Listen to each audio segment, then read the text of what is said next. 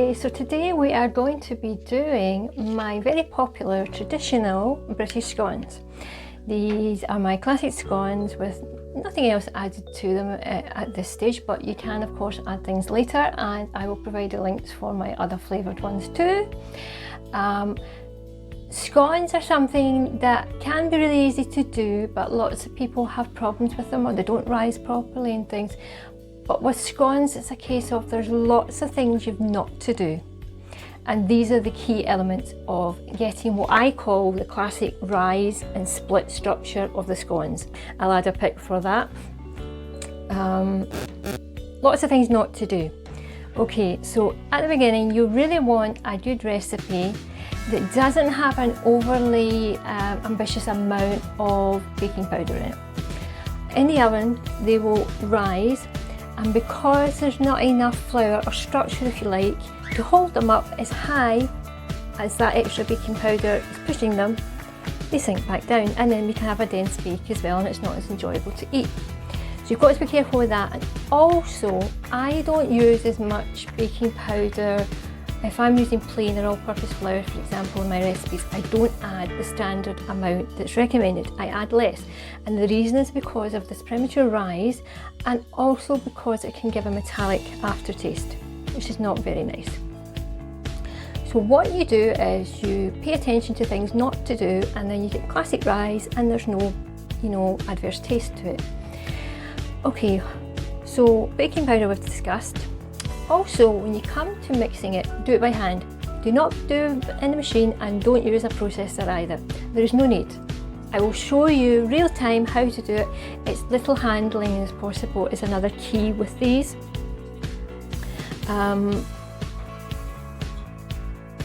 Mix it up by hand, and then when it comes to cutting out the actual scones, you are not rolling it out, because when you're rolling it out, you're actually deflating some of it. You're pushing down on it, and there's something to do with the structure of these, that certain actions negate the way that they're meant to classically rise. I'll come back to that in a second. But basically, don't roll them out. You don't need to do that. You do it all by hand, because it doesn't need to be all perfectly flat, and it's going to be at least an inch, 2.5 centimetre thickness. Don't go any smaller than that. You can go higher if you like. When it comes to cutting them out, use your cutter. You go straight down. You do not twist. When you twist, you're interfering with the outer structure of the scone, and when that happens, it will not rise the way you want. So never twist. I know we have the urge to do so, but if the scone doesn't come out when you cut it and lift up, what to do is just wait to the end and pull off the excess dough, and then move it, and gentle handling as possible. Another thing as well, when you come to put them on the tray, as I said, be very careful, put them on, don't touch the sides, try not to touch the sides. And when you come to put the egg wash on the top of it as well, it's a mixture of milk and egg that we'll have left over. Brush that on in careful strokes from the middle outwards, and don't let it get run down the sides, because if it runs down the side, again, this interferes with the classic rise and split structure. And that's about it really. It's really easy to make them, and this I'm going to do a real-time video of it, but I just wanted to mention these things more in depth just now. When I come to the steps, I'll say again, this is because, but I won't go on as long about it, because I really want to show you how quick you can make these. Yeah, so let's get on with it. Okay, so what I'm going to do now is I'm going to actually get the ingredients together, and I'm going to move the camera down and let you see, and I will speak while I'm showing you. Okay, so begin with your flour. Okay, mine is self-raising, but you can use plain or all-purpose flour, and I will give you the additional amount of baking powder you need to add. But in addition to that, you have also another 2 teaspoons of baking powder. So just give that a little mix through. Then get sleeves rolled up a bit. Add in your softened cubed butter, Now I have made them small. I like to do that because they come to room temperature quicker. Just give it a little toss around in the flour. Now, what you're going to do is you are going to rub the butter and the flour between your thumb and your tips of your fingers. Excuse the birds, please. And you are going to rub it together, and the butter will take on the flour, and you have to keep doing this process until you get what is called fine breadcrumb texture or consistency. I'll show you how to do it with your fingers. I can't do it fully with my hands. I use a pastry blender, which is really good. So you just lift up, in between my fingers at the moment I can feel the bits of butter, and I'm just rubbing them together. And you keep doing this process, and you keep lifting up as well. You're getting air into the flour when you do that. This is why you don't really need to sieve the flour, because we're doing this now anyway. Just take my rings off, I forgot. I'll just show you with my dirty hands. Well, they weren't dirty, they were clean, but they're floury buttery now. What you do with this is you push down to the bottom of the bowl, and then you rotate a left and a right motion. And what that does is it starts to what you're calling, basically you're cutting the butter in, is another expression. You can use 2 knives to do this. So you just keep doing that, really. Go around. Now, we're not looking for lots and lots of breadcrumbs. We're just wanting a bit of an even distribution of it. Bear in mind that was only 75 grams of butter, and we've got quite a lot of flour, 425 grams of flour I believe we have. So just do that, go around, work around the bowl.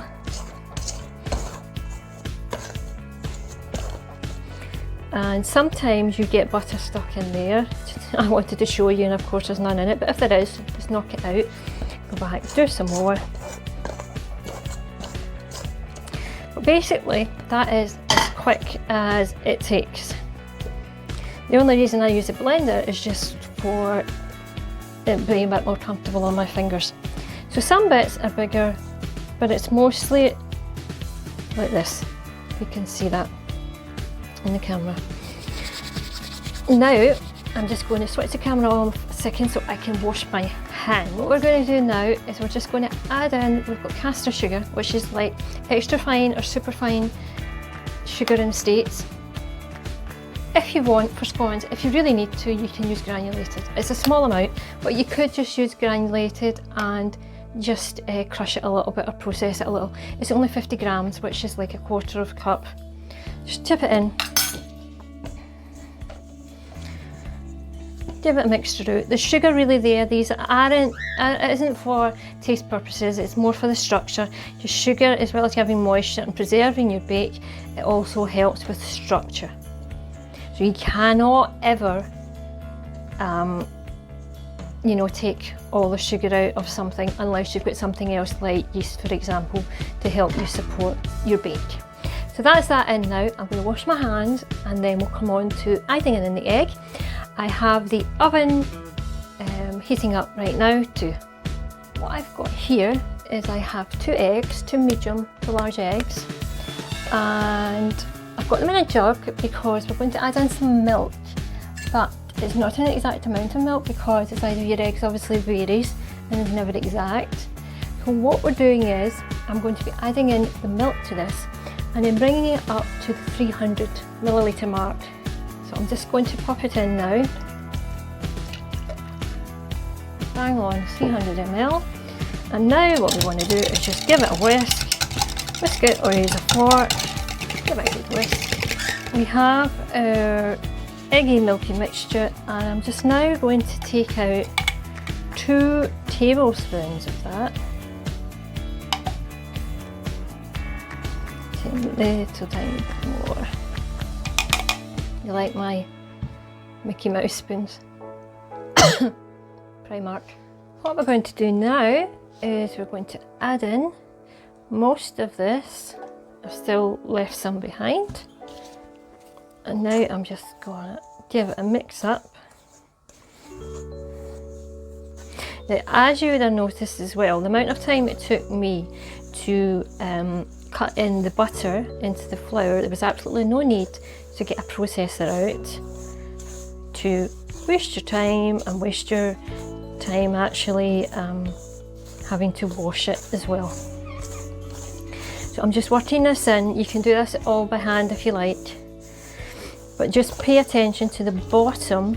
You know, if you might notice I'm pushing a lot, pushing the flour to take on the liquid.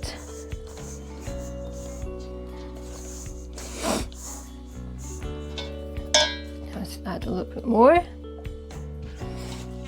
You might not need it all, you might need a little bit more. If you need a little bit more, just, you know, add some milk in on its own. Now that's beginning to come together. As you can see down at this side, it's very dry. So I'm going to flip it over and try and get that wet bit over the dry bit. I'm going to stand up for this bit now. There's more at the bottom there, so I'm just going to put some at the bottom.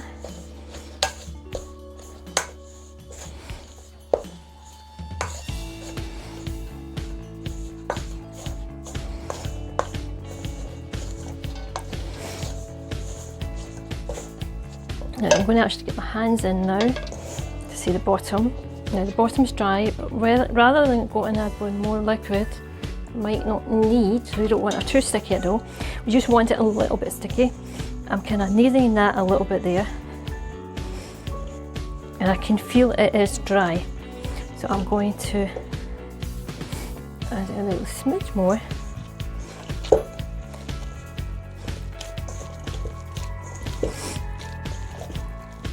Now, it's quite sticky now. And a little bit more flour.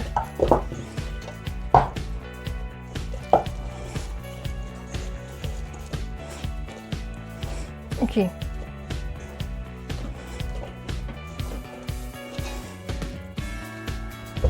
Flour your hand a little bit. That's all it's going to actually need. Okay, now look. Coming away, my hands are dirty from before, but I'm not sticking. So that is where we want it at. Okay, so I'm using paper. You can use a pastry board, whatever you like. Get your dough out. It's a wee tad sticky, so I'm just going to put a little bit of flour. I've got a dish of flour here for my cutter. So try and get it all the one height to start with, and then basically instead of using a rolling pin, push it out from the centre, work your way out. Don't worry about these lumpy bits, it's fine. You want about an inch. Now some of the cutters you can measure an inch on them. An inch for me, as it happens, is about this size on my end of my thumb. So I'd say that was okay. It's a little bit thin there. Just shove it over again.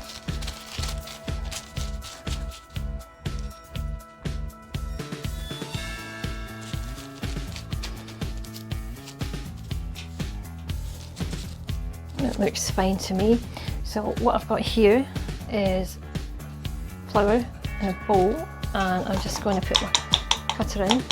Standard is round ones, you can use fluted, but I would advise starting off with the round one. Okay, so I'm going to start from here, push down. Okay, now will it come up? No, it didn't. It's fine. So just go on with your next one. That one wants to come. So I have prepared already my baking tray, so I'm just going to let it fall onto it now. Come on! There we go. Can you see?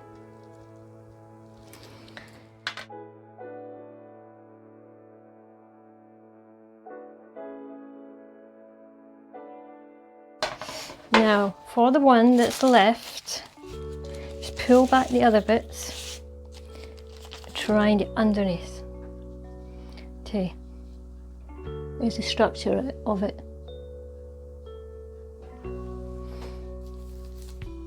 So, what do you do with these bits? Okay, these ones will not be quite as perfect looking. It's just the way it is. Bit of flour. Try and mould it together. Don't worry about these bits because they tend to kind of split a little bit in their structure anyway, so it doesn't really matter.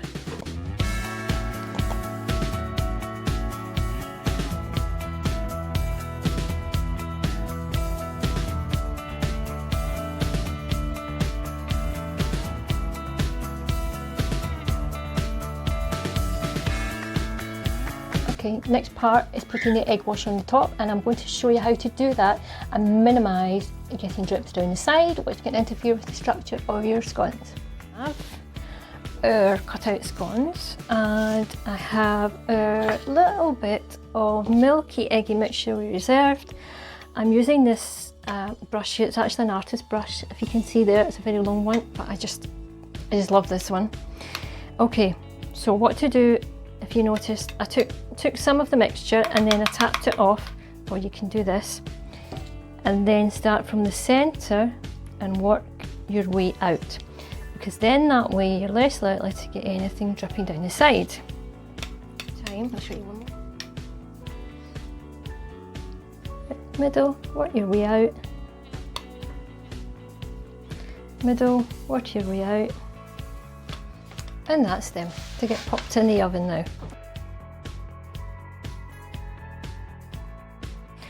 So here we have them baked off. As you can see, some of them are bigger than others, but that is quite normal. Just want to show you the rise and split structure. Now these I have made a bit bigger than normal. I usually use a smaller cutter, but these are fine. Just make sure you cook them out a bit longer. If you look at that there, when these cool, you literally can break it apart, and that's when you know that they're ready. In the meantime, thank you so much for watching my baking tutorial on how to make classic British scones. I hope you enjoyed it and that you will try them at home yourself. I'll link below as well, down in the description, my recipe for the one with cranberries and also the one with cheesy scones too. If you find this too hard, there is the beginner recipe, which is the tear and share cheese scones, tear and share cheese scones. With them, you don't need to bother about cutting out, so they don't have the classic rise and split structure, but they're just as yummy. These scones, they can be frozen. Just wrap them up individually and let them defrost at room temperature, and then if you like, you can shove them in the oven if you have the oven on. Alternatively, just cut the scone in half, put it on a plate and put it in the microwave for about 20 seconds and they'll be light in your doing. Enjoy them with jam, cream, lemon curd, whatever you like. Thanks for watching. Bye for now, bakers.